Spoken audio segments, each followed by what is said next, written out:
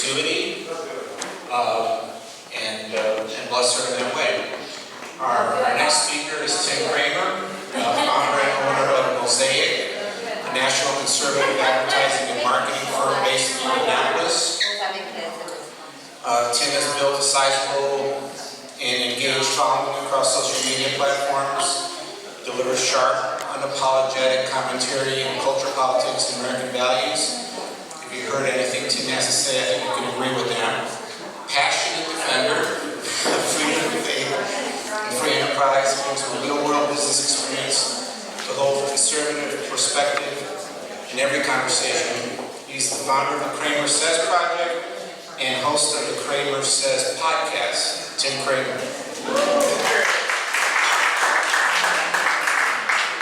Yeah, over here. Welcome everybody tonight. Thanks for having me. And Scott, right? I think it's Scott, the last speaker. Corey. I knew I had a C in it.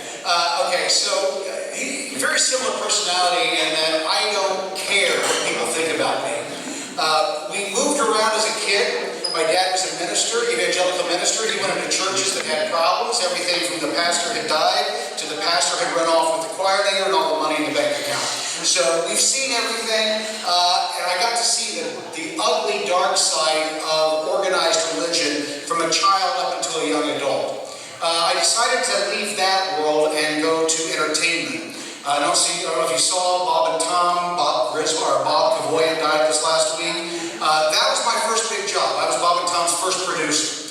That led me into the world of entertainment, and I got to see the seedy underbelly of entertainment, all the horrific things that we're hearing about in the Epstein files. All those kind of things happen on a daily basis, behind the scenes, backstage. I've seen it all. So I got out of that, and through a series of moves, got into politics. Guess what the backside of politics looks like? So what I'm going to talk about tonight is what I got really interested in is that I have been lucky my entire life. I have been blessed to be given everything that I've ever wanted. Raised in poverty, became wealthy, had access to everybody. There is a purpose for my life. I didn't realize it when I was younger. I took everything for granted. But the older I get and I see things flowing into my life on a daily basis, I realize that I have a purpose. There's a reason for me to be here. And if I don't use this ability, if I waste it, my children and my grandchildren are going to have a worse future than we were given. So the reason I'm here tonight is when I say that I've been blessed, a buddy of mine ran for Congress. In fact, he just died this last week. Bob Thomas, who owned Capital City Ford in Indianapolis, he ran for office. 3 weeks, 4 weeks before he ran, I got a tax bill from Pike Township. And I called and I bitched and moaned about it, and they told me there was nothing I could do about it, and I said, gee, watch me. Now, I couldn't do anything about it. But 4 weeks later, 5 weeks later, Bob Thomas ran for Congress, and suddenly, this guy that couldn't get any attention at the Pike level township was dealing with all the higher-ups at the governor level. And that happened overnight. Guess who I ran into a few years later and was able to give a tongue lashing to? The person who told me that I didn't have any authority. There's a weird thing happening in this country. Sarah and I just talked about it. I feel it. I don't know if you feel it. There's change coming. Yes. It's happening. And it's happening because of people like you gathering here. Now, with the exception of this couple over here, everybody in here is too old. We need young people. We need young people. And to do that, we've got to get a message that is more than what we've been giving them. I talk to people on a social level across the country on a daily basis, and there's lack of hope. Nobody thinks that anything is going to happen. And the reason is because nothing is happening. Why? Because we have forgotten how to shame people. We're afraid of it. We're afraid of them backlashing on us and what they'll make us feel like and how they'll talk about us. And it's about us. They've done something wrong, but we're afraid to say anything about it because if we do, we might be the victim. Well, like Corey, I don't care. I have heart disease, I'm dying. I don't have much time I've got left. And in that time, shame is all I've got left for these people. Let me give you an example. I'll give you an example of what I'm talking about. Did you hear what Lisa Bruder, the clerk of Boone County just said here in the last couple of meetings? She said that she didn't care about we the people, or paper ballots, or any of the things that they were talking about that evening. She wanted to just do her job without being involved with we the people. That's the clerk of Boone County. What do you think happens when you go into Boone County and you want to do something and she's lazy that day and doesn't feel like it?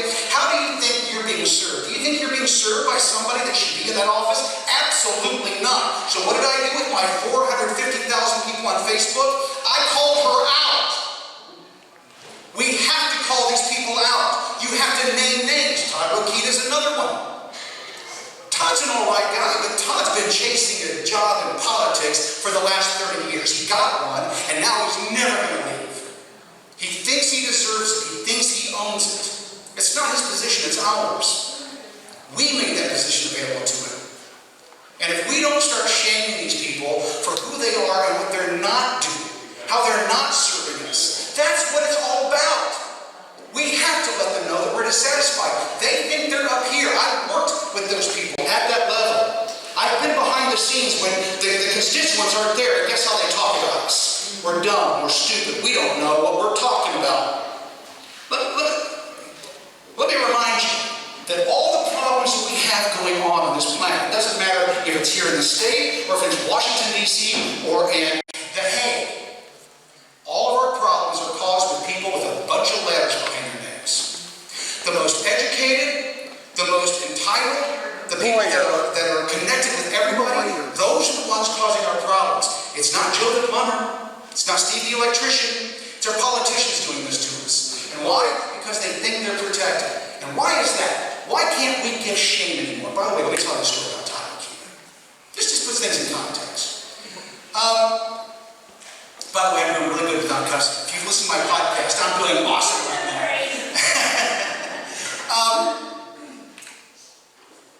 2 years ago, in 2023, I got contacted by Jim Hofdor at Gateway Pundit, and he asked me if I would work with James O'Keefe to go knocking on doors around the country to find out if what Act Blue was reporting to the FEC was true. It's not. It's fake. They are lying through their teeth. 100% of the 100 plus doors that I knocked on personally, 100%, not 99, not 98, 100% said no, they're lying. These are Democrats, folks. It's not Republicans. These are Democrats that are telling me, no, the FEC got lied to by Act Blue. Then we find out in our investigation that up to 60% of the money that went into the 2024 election for the DNC, Kamala Harris, up to 60% of that $1.4 billion that was spent on that campaign came from China and Iran. Now you know why we're in Iran. Now you know why we're doing what we're doing to China. Folks, it's time we start understanding the systems that run our government, and we don't, because we don't know that, we don't talk about that. We don't deal with that. What we deal with is everything that's on Facebook, everything that's on Instagram, anything that's on Twitter, and we don't dive into the things that are important. It's time that we change that. Now, why don't we do that? I'm still going to get to Todd Rokita. Well, let me just go back to Todd Rokita. So we go knock on these doors, and I was at a Lincoln Day dinner with Charles Bookwalter, who was running for Congress. And he comes up to the table, Todd does, and says, do you guys have anything to talk about? I want to be speaking here in just a moment. And no. Comes to me and I go, I got something we can talk about. Why don't we address what's going on with Acorn? Or not Acorn, Act Blue. Same thing. Yes, same thing. So I said, what's going on with Act Blue? And he goes, what do you mean? So I explained what was going on. He goes, well, if there's something going on, then we want to know about it. But that, I don't really handle the election stuff. He said, Diego Morales, you might go talk to Diego Morales. Oddly, Diego was in the room. So I said, you know what, you're right. So I'm not shy. You might figure that out yet. So I walked up to Diego and I said, hey, I've got this problem. He's like taken aback. And he goes, well, I don't handle criminality. That's the AG. You want to talk to Todd Rokita. So guess what I did? Went right back over. This is all within 15, 20 minutes. I get his assistant, everything's handed back and forth. We go take the information of the fraud that's being committed against the people of Indiana. We take it to his office. And what did Todd Rokita in his office tell me? We're not going to do, not can't, won't, will not do anything about it.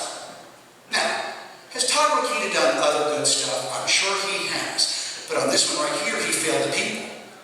That's what he needs to be shamed about. Has he done good? I'm sure he has. But if he cannot do the basics, enforce the laws that we have in this state, because it's not political expedient, or expedient, is that right? It's not good for him politically. What was his reason? He never gave one. Never gave a reason? Never gave one, doesn't matter. So, what we have to do is start shaming our people. What we've seen in the last week with Eric Swalwell is a good example. Everybody knew about Eric Swalwell. It was not a secret. Everyone knew what was going on. Nancy Pelosi says she didn't know. She knew. They all know. How do I know? Because I know. Folks, the reason I'm here tonight is because about 4 years ago, I started looking at ways that we could leverage technology to get even with these people. I have been banned on social media so many times for talking what I'm talking now. I don't call people names. Well, I do. I do call them names. That's what they deserve. They're all deserved.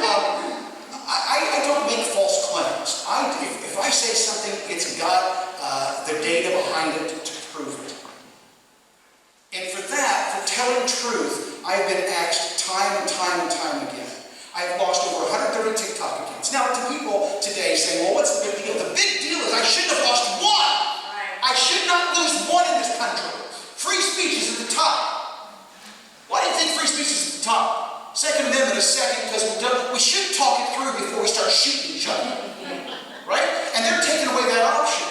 When they take away the option to have conversation and debate, what's the only thing left to us? We get a shooter. We get a shooter. That's what it comes to. That's what they're begging us to do, is to shoot. I don't want to go that way. But what I do want to do is I do want to leave a better world for my sons and my grandchildren that we have today. And I can't do that the way that things are. Why? Because we don't have a voice as we the people. News in this nation is top down. Everything is filtered through a group of people at the top who they determine what you're going to hear and what you're going to see and what truth you're going to learn about. Are you tired of that? Do you trust anything that you see? Do you trust anything that you hear? You can't, because you don't know the filter that it's gone through. Now, here's what I found about TikTok that I found was very interesting. And it's why I'm a marketing guy. It got my attention like that. I understood the benefit immediately. It's a bottom-up mentality. That's us. Anybody can be a TikTok star. Why? Because if they had good information, if they had good content, if they had something that was funny or something that was interesting or something that was engaging, you would send it to your friend, you'd send it to your friend, you'd send it to your friend. Didn't matter that it was a guy with a big nose, bald head, chipped teeth, and a bad attitude, cussing like a sailor. Didn't matter. You heard what you heard, and you said, that guy, what he's saying is truth, and it needs to be seen by other people. I've got over 18 billion views on social media. I've got a bad temper. I cuss a lot, but I try to make my points succinct so people understand where we are in this nation. We're here because we're the only ones showing up. And then we leave this room and we don't talk to anybody else about it. We don't take it to the next level. And we don't shame people.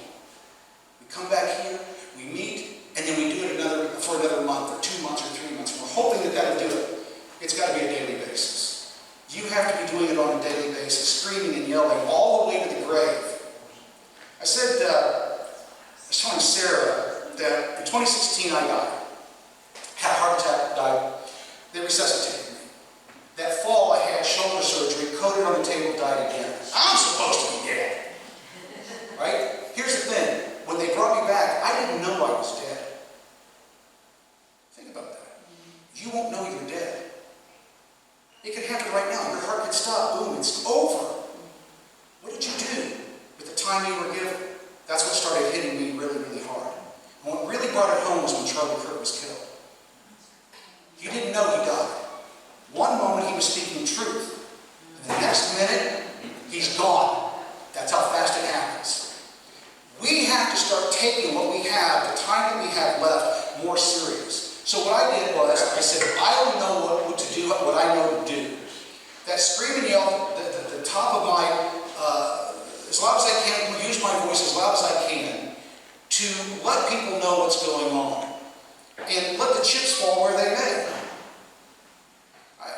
As I started saying earlier, we moved around a lot when I was a kid. And the thing that I lack is that I don't have any lifelong friend, right? I don't have that kid that I grew up with from second grade or third grade or fourth grade. I also don't have all the baggage of that either. Think about that. If you've got those friends and those people in your life, you've also got expectations of what they expect of you. I don't have that, never had that. So I've been able to speak freely my entire life. Because we would roll into a town, and I could be whoever or whatever I wanted to be. And in 6 weeks, 8 weeks, we were back on again. That gives you some freedom. Now, it caused me a problem when I got jobs, because I didn't know that you were supposed to listen to them and play team with everybody there. But what it taught me is, and especially in this move that we're making now, is that at some point you have to move yourself away. You have to detach yourself and do the right thing regardless of what everybody else says or thinks. What we're seeing in this nation right now, what we're seeing happen with Donald Trump, you may or may not be on one side or the other of what's going on. Let me explain. I am 100% behind everything that he's doing. The Iran war had to happen. We had to demolish these men and women that for the last 47 years have been at war with us, regardless of whether we're at war with them. They've killed over 1,000 of our servicemen and women in the last 47 years. How many have to die? How many more have to die before we realize they're at war with us? So it's time to start taking care of these things and speaking honestly. No, I am not paid by Bibi Netanyahu. No, I'm not on the side of Israel. No, I'm not owned by the Jews. This is the wedge that is being placed not just through this party, but through the nation right now. Anna, and I think it's Kasparian. She's with the Young Turks. You probably don't know her, right? She's a social media lady. She's got a huge influence. She's screaming at the top of her lungs that the Jews own this country. On the other side, you've got a guy by the name of Nick Fuentes, who is yelling that the Jews own this country. Who's Nick? Oh, he hates black people, he hates Jews. He's a racist. You've got both sides, the hard right and the hard left, screaming the same thing at the exact same time. Folks, this is a psyop. This is the money, the billionaires and the millionaires that are trying to control the narrative in this country. How do I know? Because I work for the millionaires and billionaires that are fighting them. That's what I do for a living. Most people don't know that. That's what I do for a living. And the lowest common denominator is I get paid a lot of money by millionaires and billionaires to make fun of other millionaires and billionaires. That's really what it comes down to. It's a fun job. But it's not doing enough. It's not doing enough, and we have to change it. Everybody keeps saying the same thing. How do we make change? How do we make change? How do we make change? You can't make it from the top down. You've got to make it from the bottom up. And it starts at home. DC is a lost cause. We cannot fix DC until we fix home. Home starts with getting people like Todd Lokita out that will not follow the law, that will not enforce the law 100% of the time. Getting people like Lisa Bruder out that will not do her job, does not want to be involved with we the people. We've got to get the people out that do not abide by the law and not be ashamed to do it. What we're seeing on a regular basis. I don't know how many of you are online, if you've seen the auditors. Have you ever seen the First Amendment auditor? Anybody? Anybody know what that is? A First Amendment auditor is a person who goes with a camera into a public building and waits for the police to show up to arrest him because there's a sign on the wall that says you can't do it. It's a policy. It's not a law. It's a rule made up by Beth in the back. It is not lawful. And the police officers, many times, will arrest them, threaten them. In fact, they'll even take them to jail sometimes. You're one of those troublemakers, aren't you? Yes. I am here to enforce my rights. And if you infringe on my rights, your city, your county, your state is going to pay me a lot of money for doing that. Make me rich because of your stupidity. Folks, if our police officers don't understand that you have the right and authority to walk into a public space and film it, regardless of who's in there, regardless of what they're talking about, you have the right to do that. If they don't understand that, do you think that our congressmen and our senators and the bureaucrats working behind the scenes, do you think they get that? They do not. What we've done is we've entrusted our government and our system to people who know a little bit about nothing. But they've got a lot of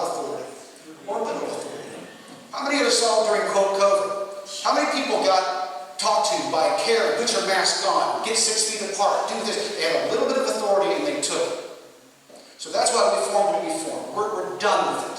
It's time that we take the power back and give ourselves a grassroots movement from the bottom up. The Cramer Says Project is forming a brand new news service. It's kind of, when we get it done, not initially, but when we get it done, it will be very similar to TikTok. If you've ever used a platform, it's a grassroots, or it's a bottom-up mentality. If you don't know what that means, do you know what I'm talking about, bottom-up, top-down? Yeah. Okay.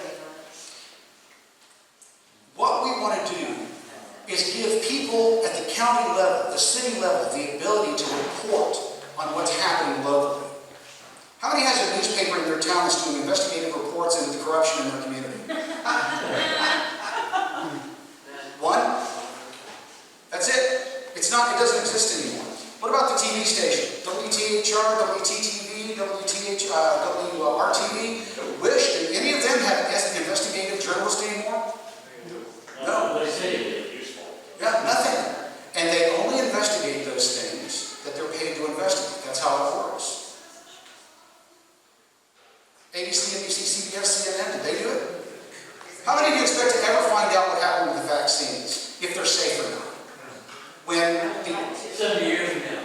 Yes, that's 70 years from now. Why? Because the advertisers on TV, 90% of all advertising on TV is pharmaceuticals. Well, we're never going to know what happened until we bypass that. So that's what I'm building.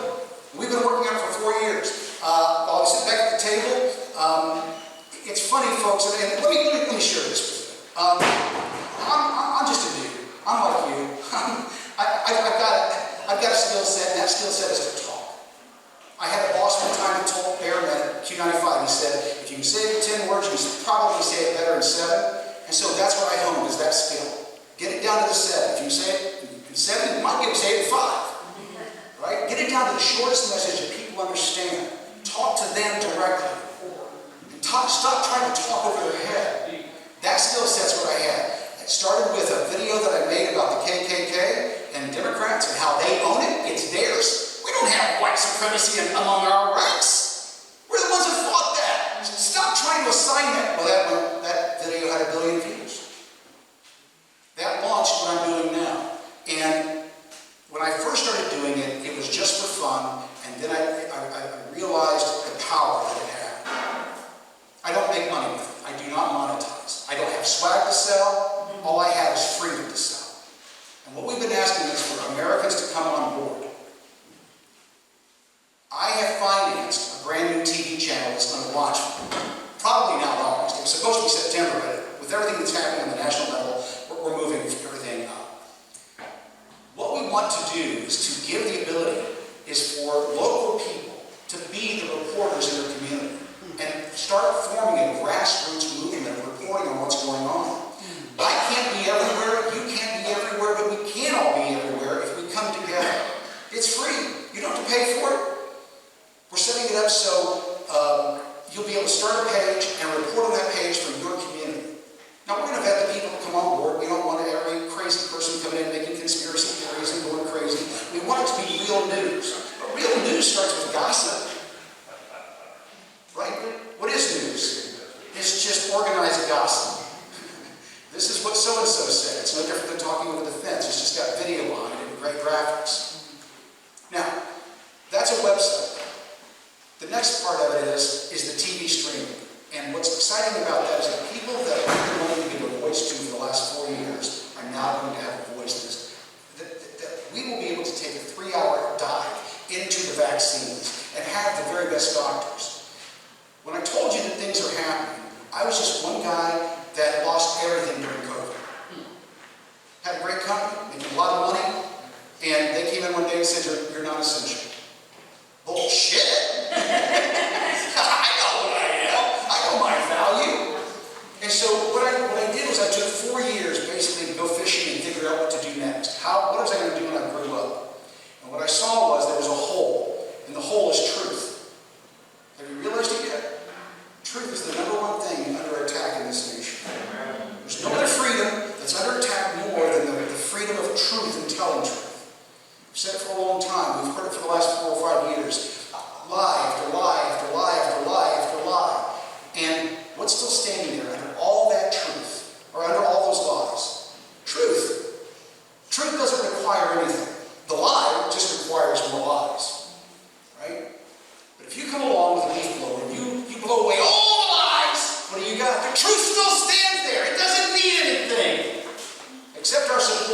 and our willingness to defend it from the lies.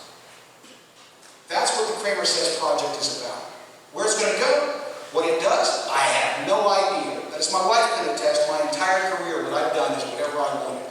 I jumped into things what you said, was delusional confidence. I'm stealing it. Same thing. I don't know where it's going, but I know that if I don't do something, it's not going to be any better. I cannot leave a better future for my sons by doing nothing. So I start doing what I'm doing. I'm going to do what I said I was going to do, and that's shame all of you. You're here tonight. It's not enough. You can't just stay in this room.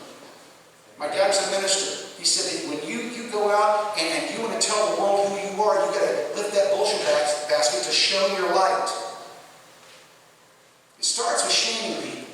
It's hard to do, but it starts little. You can do it while you're driving. Oh, that guy doesn't know how to drive. He's an idiot. Right? It becomes a habit. When you're in the store and somebody's rude, you shame them immediately. Why? Because that's how we get back to our country. People do whatever they want to do because they don't think there's nothing attached to it. There's no consequences. There's no repercussions. Someone call them out. Nobody calls them out. So it's time that we start doing that. Now, I want to call out politicians and leadership who aren't doing their job. What about you? Yeah. Shouldn't we know about Lisa Bruder and what she thinks of you as a constituent? With the election coming up in May, should everybody know? That's why I use my audience of almost 1 million people on all platforms to say what I had to say about Lisa Bruder. Was that being mean? Probably. Who cares? Because no. So what we're going to do, the process, and I'm super excited about this. Again, I don't know where it's going to lead to, but between August and September, we are going to be launching a brand new digital streaming service. You'll be able to get it on your Apple TV, Roku, your Fire Stick, Amazon. You'll be able to stream it on your phone, and it will be a new stream of information, just like, if you remember headline news, the original headline news that CNN had, where it was a lady talking, here's just the headline news. That will run during the day, and then at evening we will do long-form content. Eventually, what we're looking at is investigative, and diving in investigatively. And that's going to be, we're going to have a subscriber base. The subscribers are going to pay for that.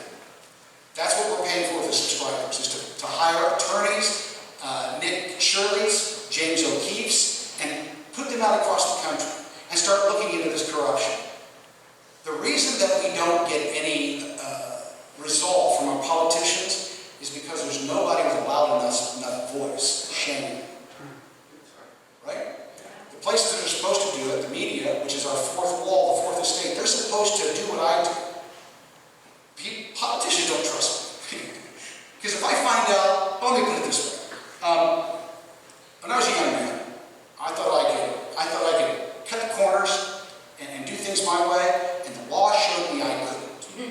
Right? So I got a 7-day wake-up call. In that 7-day wake-up call, I realized when I got out of jail, I'm never going to be here again. Ever. Never. And here's my rule. If I can't do it, nobody can. And if I find out you're doing it, I'm telling everybody. Because if I can't do it, nobody can. Shouldn't that be the mantra that we all carry? And then we tell on everybody? We're all snitches telling on those people that are doing it wrong by us. Accountability, and it's coming. Folks, I want to tell you, I've got good news. Are you listening to what John Solomon is talking about? Anybody? Yep. Are you hearing what's happening? Are you hearing that our nation is splitting down the middle, that everything's falling apart? It is not. Accountability is coming. You cannot get a criminal defense attorney in D.C. You can't hire him. Impossible. Impossible. Right? And to explain that to its core, which had to be explained to me because I wasn't getting it initially, when I was told that these people are not hiring me as an attorney or you as an attorney, it's $500,000 up front for your retainer, $600 to $800 an hour. You don't cough up that kind of cash unless you've got something to hide or you're worried about somebody coming after you.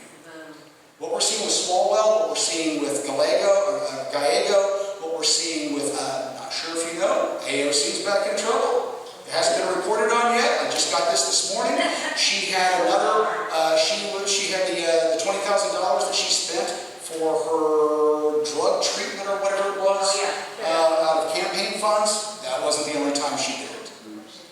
Ilhan Omar, I don't know if you saw this, right? She was worth $5 million, $30 million. They've readjusted that. Just $100,000. She's only worth $100,000. But they can't explain where a $5 million winery went. This is the corruption that we have. These are just two examples. It's everywhere. So my push is this. We want to bring things back local. Make it local. If we're reporting on the local corruption in the local news, and we're holding our people accountable locally, from the clerk all the way up to the governor, if we're doing that locally, we'll start sending good people to D.C. that'll hold them accountable. If our state is holding the federal government accountable because we have good people, now, are we going to get perfect? No. Won't happen. We're men, right? We're humans. There's corruption everywhere. But it takes us being willing to do two things: shame them and hold them accountable. And that's what we're building. So the Cramer Says Project, that's what it's all about. If you want to find out more about it, it's the CramerSaysProject.com, CramerSez. If you can check it out, there's a thing to sign up. It doesn't cost you anything. It's when we go live. What I'm excited to talk about, and my wife's not going, but I got invited to go to Rudy Giuliani's birthday in Long Island. The level of access that we've been given here in the last few months in particular is amazing. I was telling Sarah, something's happening. Yes. I can feel it. I don't know if you can, but there's something in the air that's about to change. And I want to be a part of that when it happens.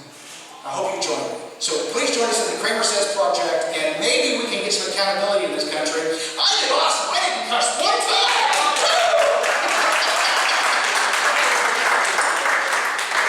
Well, I did a little.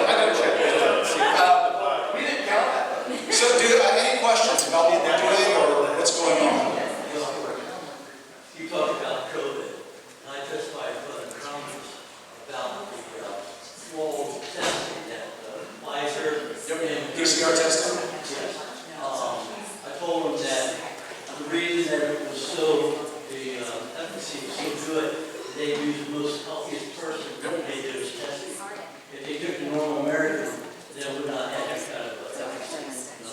And you couldn't tell that information. You could not say that publicly during the time. That was disinformation. Yes, they showed me pretty much as far as Congress. Yep. But I did some testing, and I did some testing using laser, and I showed them that the idea of having a mask being 6 feet away is good, but if you think about it, other than you have to take a mask off, well, you figure the COVID virus was 2,000 times smaller than the best mesh you could get. Just like taking a golf ball or just through a tunnel. And so there was no chance. Well, it's on the side of the box. If you buy an